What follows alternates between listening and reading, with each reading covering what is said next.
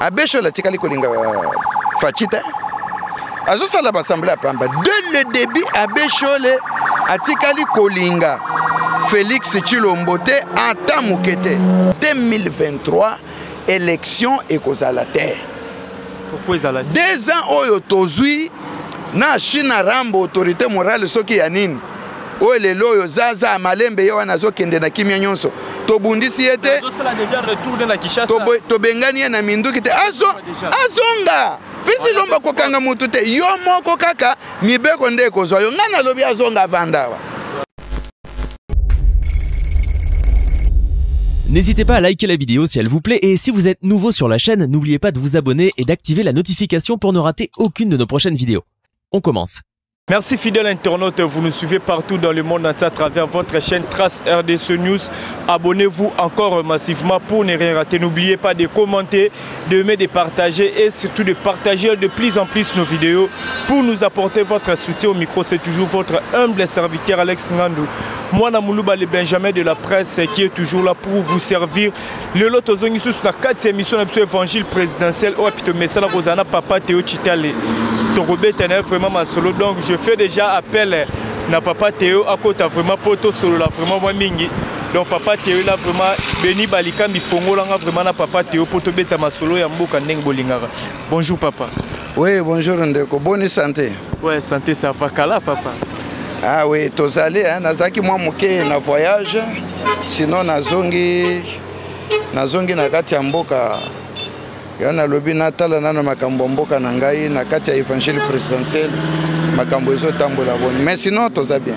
Ouais, sinon toza bien. Ah, tozali en face ya palais du peuple na la police ya urbanisme. Owa pi batala ramarambu ya ba site to moni Papa Théo oye awa. Na habité oye awa tant que député au commis na makambu ya ndeko Eliezer parce que tobi que Papa Théo betara masolo évangile présidentiel mais romo na yo awa descente na yo awa na kati ya police ya urbanisme ezala ki non pona nini. OK, merci beaucoup mon frère. Oyebi tozalaki invité pembeni awa juste parce que kuna na bandale na école Makelele toza un peu embêté na bato ya urbanisme na commune ya Bandalungwa bazoya kotungisa biso mingi kuna na école Makelele bapesi biso mwa espace moko na sima juste pona kosala contour ya école hein côté sécurité totongi wana toche mwa église wana mwa bato mosusu bache mwa boutique. Alors bande ko na biso ya urbanisme na commune bazoya kotungisa mingi balobi espace wana ezali ya école Makelele te. Il faut bateka yango. Eza na ndeko moko asombi 2 parcelles na se ya avenue Ntwidi. Yenda yaki alobi na bande ko mususu ya kotaki wana alobi azosomba bisika wana akopesa bato nyonso baza wana 20 jours balongwa. Et moi j'ai dit ndeko wana azali nani pona koya kosakana na mabele ya l'État. Voilà. Et na yebisaki bato urbanisme o ba yaka la fois parce que biloko yo bobandaki kosala na tango ya Kabila, ce n'est pas le cas na tango ya Félix. Vous ne pouvez pas venir comme ça beaucoup de mois espace moko verte bolobi non non beauté que non non ekosimba te parce que boko kanga mabino nyonso. Alors bande ko na bakenda 6 mois après ba ya kozonga lisusu. Tango bazongi nga nazalaki te. Ba ibse no bato wana bazonga ki lisusu bazozo ba kroki banini. Alors c'est ainsi que lobi wana nakendaki kwa alerter un peu ba konzi mboka nakendaki kokutana na yemoko son excellence Didier Boudimbo azali ministre ya enseignement azali okura ya makambo oyo nakutaki ye na ndako te a mutu na ngai losako mutu ya mayele na lobaka toujours mutu muke bongo ebele ndenge kofi aloba nde na ye kokomela ye apesi ngai ya na lobi kende yoka soki ezali kaka bango tokosala signe yango nakitaki awa heureusement ezali bato to banda kokanisa te ezali bandeko moko ya sika oyo batindi awa na kati ya bureau bakutaki ba rapport na biso wana problème ya école Makelele mwa bato oyo bazofutela tout autour wana yango batindelaki biso invitation toye kokutana sinon tosololi kitoko tozwani pe ba numéro tokobanda kosolola bakokonvoke kaka directeur ya école na nane chef ya quartier akoya wapona mwa lumière ya mwa makambo mususu sinon eza oyo tobanda kokanisa te bao babanda koya na mobulu nazozela bango c'est l'obe information babi place on a bino besoin exploitant besoin d'autorisation te nanenge botongi wana besoin na permis na autorisation de bâtir te autorisation occuper place wana na ya ko bâtir bino besoin ngo te ezo bana te soki eza cop bino moko bosali na ba directeur ya école ya Makelele parce que il faut balandela na bato bazana ba terrasse ti koto ya terrain ya allemand wana parce que wana nyonso ezaka concession ya école ya Makelele. Oui mon frère, je crois que tozana mboka mibeko siko mboka le fils de l'homme Félix Tshilombo ezali mboka mibeko non tozana ba document nyonso tosombi te tozali ba locataire tofutaka je crois tango bako benga directeur na chef ya quartier bako yeba ko zwa lumière wana très bien mais chef de quartier nda bandaki ko beta babali ya mabe na batu ya urbanisme ya commune nde bayaki po bakata bateka. Je croyais que ezali nde makambo yango mais aweza makambo yango te balingaki kaka ba vérifier lolenge to vendre tout ça. Non, ce n'est pas le cas. Vraiment na pesi lo sako na ndeko ya yambi biso lelo mais bato commune wana nde na zoluka bango. Voilà, vous nous suivez partout donc karanengi na zolo baba commentaire na bino de force na biso yo mutozui vidéo ozotalango kokanga mutema te partager yango pe ekomela bandeko mususu pona ko tambwisaka message ya mboka na biso tozala kati ya émission évangile présidentiel avec papa Théo Chitali wa pito mesana kozala na mais papa tokyo le kabongo te masolo pe ya mboka etaki yo pe mwana mboka lobelaka masolo ya évangile présidentiel mais toti kolanda ba déclaration ya Bécho le o pito yebi monde entier na mboka na biso aza mwana mboka Congo ya kosala ba déclaration pour dire que azozela na 2023 notre président Félix Tshisekedi mwana ya mboka a organisé ba élection na moment où tout le monde va dire que l'élection qui concerne ou pas parce que Mbok ezalaki un peu déséquilibre et tant que mon Mbok évangile présidentiel ou qui kolobani na propos ba déclaration ya Béchol nazo yebisa na peuple congolais nyonso ba oyo tout diaspora to na kati ya mboka ba yebalandaka évangile présidentiel nazo yebisa bino ke boyebi bino moko ke banda Nzambe apesa ngwende na Félix Tshilombo le fils de l'homme pour a diriger mboka oyo muto ya zali na mandat ya peuple Abécho la tikali kolinga fachita azo sala assemblée pamba dès le début Abécho le atikali kolinga Félix Tshilombo te ata mukete. Je crois que lobby na kosala émission na Congo 24 na kopesa détail pourquoi Abécho le alingaka Fachita alingaka président de la République te. Mais ataba détail on paté à mon muke batu bazolo na biso borozo te Rolanda te ba yeba déjà. Ngai na yebi eloko moko. Le fils de l'homme Félix Tshilombo aye na mboka oyo akuta gratuité te. Eloko ya liboso betaki bana batanga. Oyebi ke tozana ba église oyo zokuta muto aboti 5 bana batikali kokota classe te azana musala nini te. Mais tozali soulagé na pouvoir ya le fils de l'homme Félix Tshilombo gratuité bande ko nyonso na bazokumisa nzambe bazongisi bana na école na toyebisi bango somba kaka kaye na uniforme moi kechi mwana zo bana bazotanga mais yoka eloko Abécho la zo sala lokola ba école ebele ezali ya catholique Abécho le na mutu na ye abetaki machine ba oyo bazalaka avant ye. Est-ce que oyebi ke na ba école nyonso catholique Abécho la zoaka mbongo na chaque élève chaque étudiant azoaka pourcentage lobi na kobeta yango na Congo web na kopesa na ba pourcentage oyo azoaka boko kama d'accord muto yo biso toyebi ke abala te azana bana te. Comment Abécho la kozala na mawa ya biso ba yetobota ya ba parents nyonso ya République démocratique du Congo oyo Félix Tshilombo le fils de l'homme président de la République alobi batanga gratuit ya sepele nango te pona nini pourcentage nyonso na ba école na bango ba école catholique ba pourcentage nyonso ye azwaka akozwa ngo lisusu te ndenge babanda kozwa akomi kozwa ngo muke parce que ye aye kokota na tango oyo le fils de l'homme Félix Tshilombo azui mandat ya peuple pour diriger mboka oyo. Alors akolingaka fachi te parce que likambo ya gratuité ezo soye na motema. Abécho le s'il vous plaît na yebi ki olingaka fachi te okotika la pe kolinga yete problème na yo ezali ozwa mbongo ndenge bozwaka na ba école na bino catholique. Mais problème ya Fachi ezali ete bana Congo basepela batanga gratuit. Ndeli kambo ozomona Abbé Chole azosepela na président de la République te. Biso tokomi nano na ba élection te. Azobima zolobela ba élection soit ipona yazomona ke ezali banga azobwaka. Tozo c'est la ba élection crédible na 2023. Est-ce que il est en 2023? Est-ce apostila kende wapi? Na motemo ya ye wana kende wapi? Et bon l'élection ko boni ko la élection en 2023 tono en 2021. Non na 2021 yo okomi koloba 2023 ozana problème musoso. Ngai na sina sakola boye na ba émission ebele na lobi na 2023 élection ekozala te.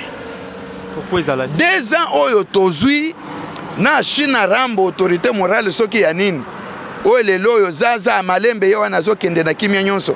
Tobundisi ete azosala déjà retourner na Kinshasa. Tobengani na minduki te azonga. Fisi lomba kokanga mutu te yo moko kaka mibeko nde kozwa yo ngana lobi azonga vandawa. Na Kingakati tosi to retirer basoda nyonso ya nyamunya mutotie la police. Na Lubumbashi 1800 militaires baza déjà wana pona mutu nyonso ko fiotola mbanga o ngai katakata o ngana lingina sala boy.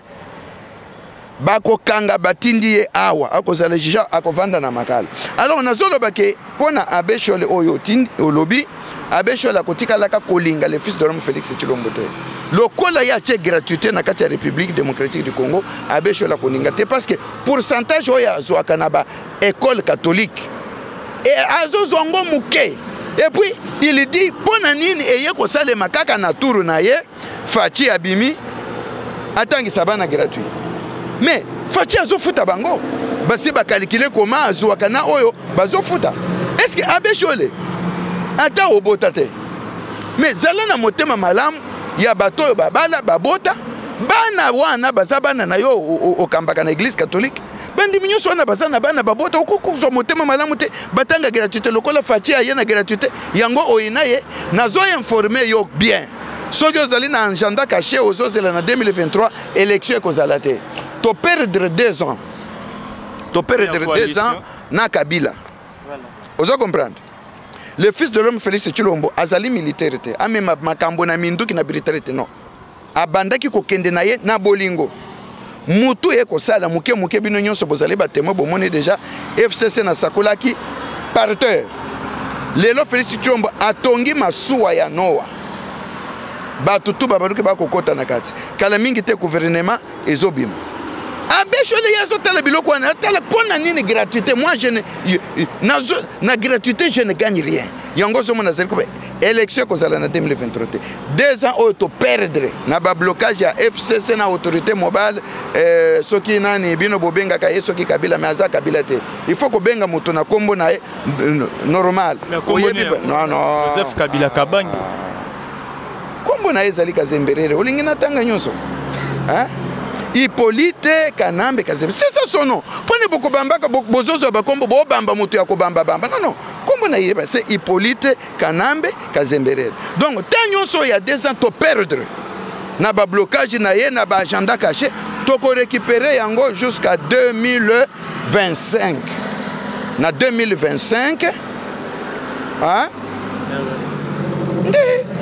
Ba élection ko sale na ko rêver na yote na motema na bino ya mabe wana bo rêver na 2025 nde toko ko beta masolo et après wana il faut tout ça la recensement ya République démocratique du Congo mobimba toyeba qui est rwandais qui toyeba to komi combien avant wana soki toyebi to komi combien sikoyo Fachi akoya ko pesa biso ba carte d'identité. Parce que oyo tozo salela lelo ezali kaka carte d'électeur. Voilà, pendant 18 ans incapable ya kobimisa carte d'identité parce que bayebi ke na senango ebotaka ba makambo ebele. To salela kaka carte ya ko voter nango élection. Fachi kobimisa. Identité pour la République mobimba ko tambola bana mboka tokozwa carte d'identité. Après tokoya koyeba Congo mobimba tokomi combien? Après ça, nde tokoya ko beta masolo ya élection eza lelo te. Peut ngana loba na émission moko il y a 1 mois. Tokotika Fachi te alongwa na bokonji. Soki nano tosilisi mayele na yenyo so eza na mutu na ete. Ekosila na 10 ans te.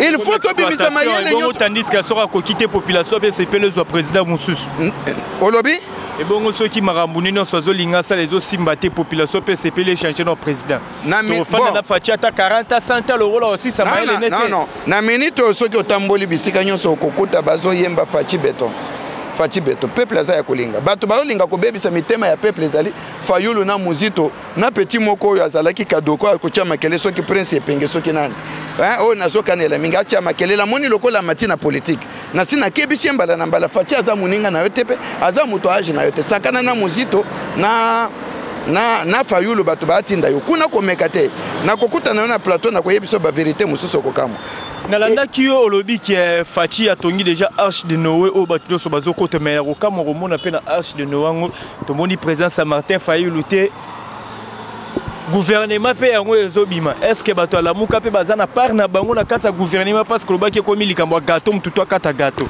na lobaki ke la muka esi ekofa to boma la muka makonzi ya la muka ezali nane Mbemba ki Mbusa Nyamwisi Moïse Katumbe basi balongwa baye na Fachi la muka ezali parti politique te ouais ezali coalition basangana la muka ezali parti politique te basangana ke basali la muka juste pour aimer mabango na ba élection mais ça n'a pas tenu le fils de l'homme Félix Tshilombo na Vital Kamerhe ba gagné ba élection peuple ba voter ba pesi mandat la muka ekufi na minute pe na batu ya FCC eza ya kokufa bango nyonso baye na sima Fachi pour comprendre le fils de l'homme mwana ya ndako ya mukolo ndako azali kaka mwana ya ndako à 100% bango nyonso baye na sima donc na lobaki likambo ya Arche de Noé etamboli bato bakomi ko lobelango na mutukutu ngai na bimisaki yango na zongi sima masuwa isi etongami bato basi bakoti na fe ya semeno kala mingi te gouvernement ko bima mbule ko beta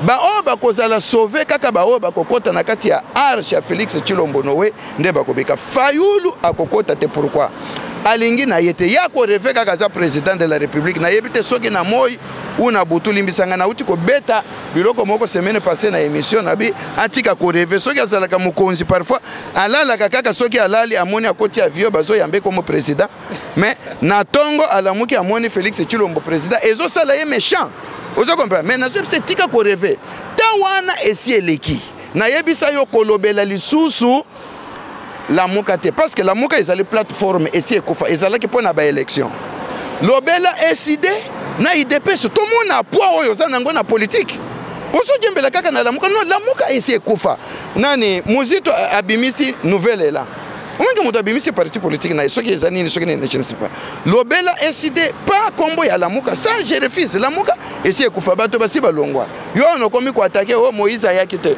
o Mbemba yakite bakoya na biloko oyo basalaki pour un temps bango bazana ba parti politique na bango ya minene aya ko vanda na la muka salani yondo tikali na la muka parce que ozo pesete ozana poite ozana ninte yango kangami na la muka kende na SID loba makambo na yo akokota te et puis na lobaki soki atikali libanda ya gouvernement mbule bandi konoka Arche matili kolo tous les ministres na kasi na Tshilombo kolo Arche na gati Fayulu Muzito na epenge na batu nyonso balamuki soit disant la muka bakozala noye na kati ya maye etali bango zala kaka makasi ozela na 2040 po yako mais ekozala difficile pourtant na yo pe eseleki tozana ta Félix Tshilombo kuna pesa kotanga lisusu Fayulu te aza mutu deja ya kozinda yo komi komona mutu mususu leader mobimba ya SID bakomi ko traiter ke mutu na ye so sala te il faut bakeni bongana lobaki biloko anatengana lobika kake kende ba délivrer yo ozana église na bino tikaka kolala ba pongi belebele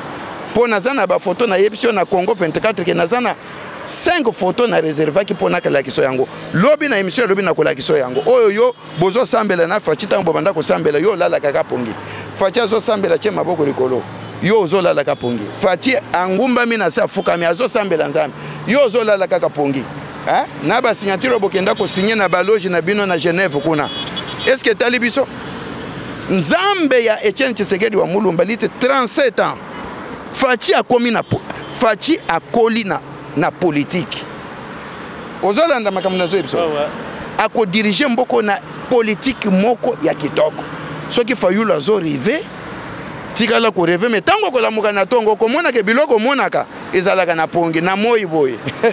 C'est le fils de l'homme Félix Tshisekedi. Okovimba kingodi ngodi etali. Papa Tiolobi na fait une semaine déjà à gouvernement zobi ma mère au cas où premier ministre Oazano Maza traité pour double nationalité. Babenge Rwandais mabe. Babenga Gabonais mabe. Babenga Somalien mabe. Babenga Soudanais mabe. Mais étant que yo pe moi na mboka évangélisera pour la présidence. Nyonso wana bato bazolo ba surtout bato bazo critiquer biloko wana bazali bato bazali contre Fachi. Biloko wana euti kaka na ECD pa Fayulu na bato musoso wana nyonso na sema. Fayulu tango akendaki ko travailler na oyo azalaki gouverneur ya kala nani Kimbuta. A travaillé na bokonzi nani ye wana banda ko négocier na Kabila bazosa Kabila za nationalité nini toloba na bosolo soki tolobi penza tolandela aza na nationalité nini bosiko boya kozwa mwana ya mboka oyo Félix Tshilombo a nommé comme premier ministre a dirigé mboko asala gouvernement boloba ke aza na double nationalité azala za na double nationalité azala za nani ya ngai nini ngai na yebi azali mwana mboka abotama na poto wi na âge soki aba 10 ans ndeko wana yaki awa asilisi ba classe na ye awa abali mwasi na ye awa abandi ko sala awa lelo azali premier ministre wapi problème oyo biso tozoluka kaka mutu ato oyo bayina Félix Tshilombo bango nde bako bimisaka biloko ya ndenge wana mais soki otali na gouvernement nyonso etikali bandaka ba étranger baza combien na kati na armée ba étranger baza combien na kati est-ce que bango balobaki yango c'est parce que Félix Tshilombo a une justice équitable na droit de l'homme yango parce mais premier ministre azali mwana mboka botika na bino motema mabe bozelaka muke nani gouvernement ezobi makala mingi te Fayulu oza déjà raté hein oza déjà raté otikali libanda zala na motema pio zela au moins attend 15 ans ou 17 ans na sima ou 20 ans de tolobela makambo ya élection pour le moment tikala sala pe opposition ya bien kolobe biloko lokola mwana mukete omoni motema mabe komisaka mutu bilobela moko tikala sala opposition moko ya bien nazo conseiller yo zala na motema pe zela élection na 2023 et kozala te premier ministre oyo ba nommé na Félix Tshilombo a mwana mboka ayebi akosala vision ya mokonzi ya mboka très bien et kotambola très bien motema mabe na yo ane kosela. Voilà papa Théoto qui est vraiment la souka. Juste une petite dernière qui est soit Fato Kabwana. Il y a Romona Théoto Komona, ambassadeur italien au hasard résident à Katsa Congo. À propos, il y a Liwana et PCP Bande Commission sous passe. Et tant que moi na mboka na dit que vous rappelez na information vraie. Est-ce que kiko éclaircir biso cause liwa parce que ba rimer réseau bimebele que Congolais ndabomie liwa na comme rambutu liwa ya ambassadeur ya Italie ngaye ko kosala nga motema pasi te au moins président de la république ndenge ye azalaka na motema ya Jésus et sali pasi na mona ki mukolo na zana pasi président nga ambassadeur ayawa otiki bureau na yo awa otiki ambassade na yo awa kuna na suka mboka na ba este kuna côté ya ba minere na ba ozokende kosala nini ndeko moni ndenge batwana bayaka awa ayawa yo moni ke azali ambassadeur bakendaka na kati na bamituka ya pembe ya MONUSCO akoti na aéroport awa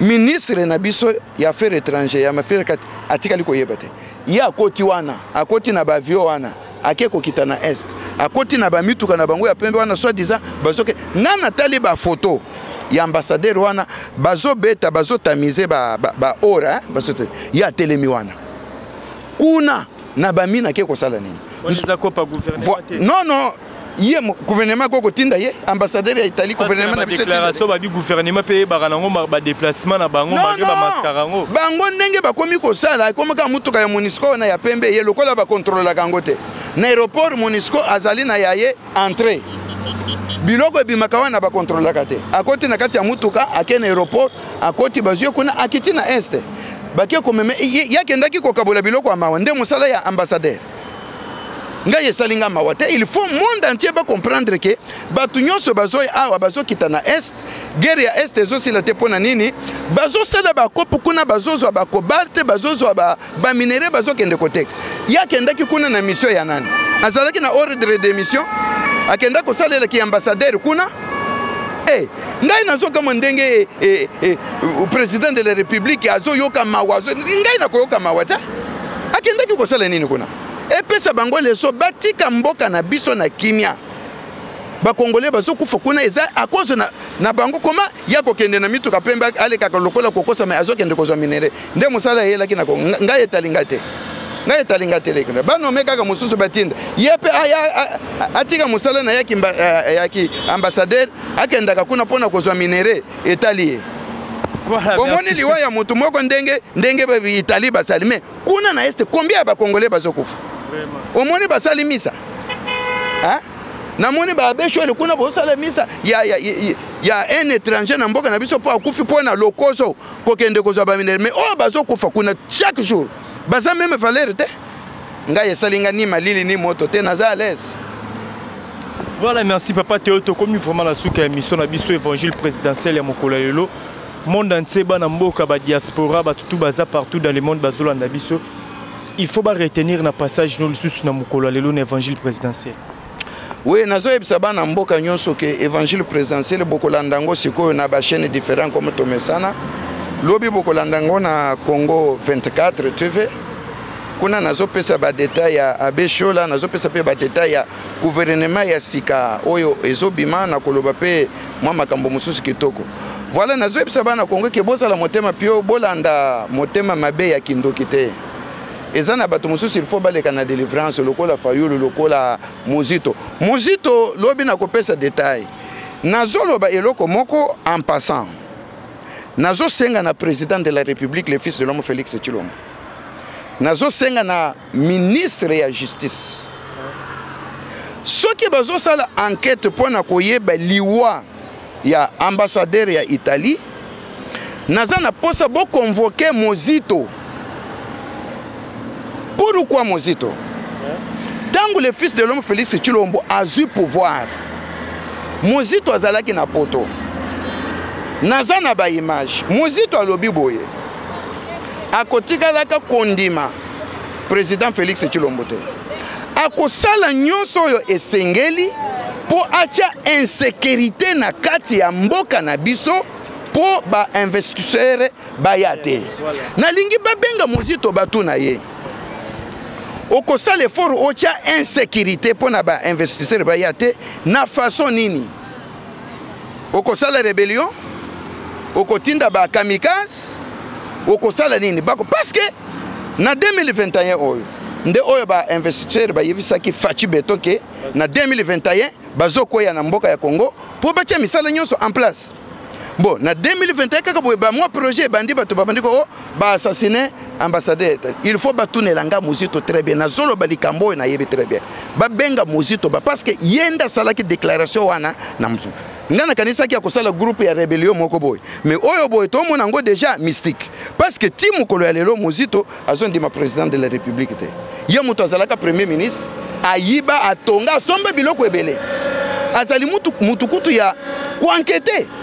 Koyeba eske banda ko nyonso na mbongo nyonso azwa ngo na frais de mission to azwa ngo na salaire na ye wana zolo belango te asali pe séminaire moko akotisi mwa batu moko akokosa kosa bango ngana sengi na ministre ya justice na président de la République babenga Mozito batu na ye liwa ya ambassadeur italien. Voilà ba dédicace puis numéro contact na bazolanda biso.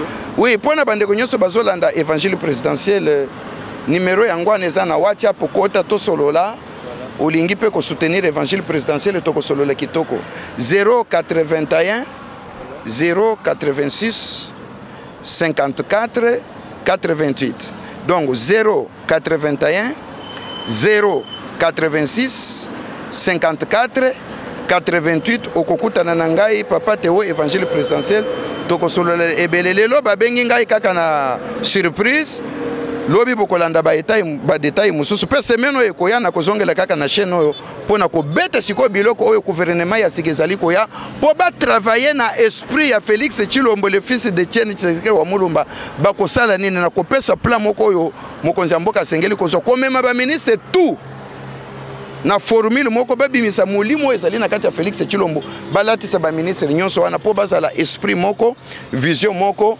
mboka etambola. Voilà, merci papa Théo na disponibilité na yo vraiment donc et ça la rabiso plaisir ya rozala air tout na yo pour na hotel saraba na mboka ndenge ni mboka ezokende donc marambo ya malamu toujours ezala pena. Merci beaucoup nazo pesa son excellence Didier Boudimbu vice-ministre ya enseignement na peso mbote papa na yaki na kopesa rapport na poko ya makambo na yaki kokuta pona makambo ya école na pesi mbote na ye moko papa Alexandre Kalonji na maison civile à chef de l'État na yangai ndeko pasteur Etienne Mulumba président na 7 na pesi mbote na mama na biso kuna nani na pesi pe mbote na ribe mvwama ndeko na ngai oyo azali ko soutenir évangile présidentiel mokonzi ya Dubai na Chine na mwasi na ye mama Kapi na pesi bino mbote belé na pesi pe mama Pascaline mbote na ye ko sukisa na yemei le président de la République Félix Tshilombo Noé makambo ezokende kitoko naza ya kosepela mikolo nazo yo katanzala te naze le gouvernement wana na motema mobimba mama Denise Nyakero mama ya bane belé na lobaki na émission na salaki na Kikwiti balobi kende pe na Kikwiti bayamba yo mama baza na posa na yo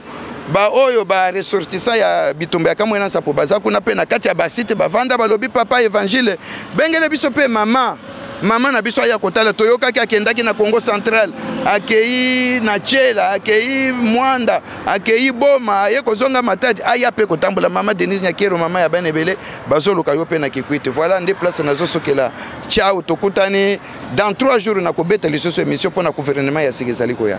Voilà, merci, nous sommes à la fin de notre émission. Abonnez-vous, commentez, partagez la vidéo pour Narotambo, ça toujours message.